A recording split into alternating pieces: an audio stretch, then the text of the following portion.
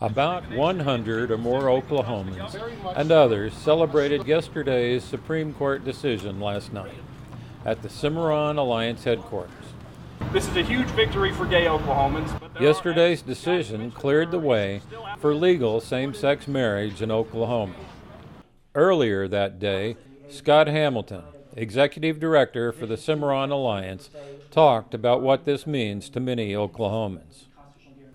For so many people, this has been a long and arduous fight.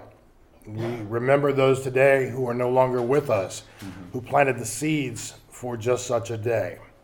But none of us can afford to be lulled into thinking that we have reached the finish line. It's not until every person in our state, and that means regardless of sexual orientation, gender identity, race, religion, ethnicity, or culture, until we are all treated equally, afforded the same rights and responsibilities as everyone else, free of discrimination, that we will truly have equality in this state. Taylor McHarg, with child, talked about how this enabled all Oklahomans the freedom to practice a relationship without restrictions.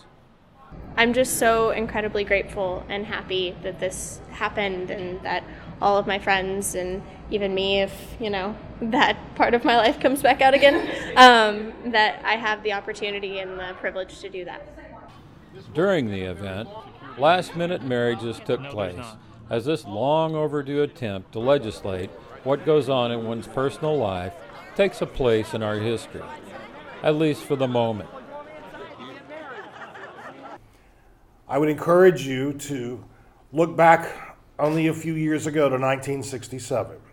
People throughout Oklahoma and indeed much of the country believed that if we were to allow interracial marriage to become the law of the land, that society would crumble, that marriages as we know them would no longer be the same. Well, I'm happy to say that society did not stop at that point. In fact, we continued to progress in the most positive way possible. So this will not harm the foundation of society. This will not impact negatively anyone else's marriage. Freedom took another step towards eliminating discrimination of past generations. It's official! Woo! Yeah! Wow! I'm empowering! As America continues to merge into our own identity. This is John Marshall for the Red Dirt Report.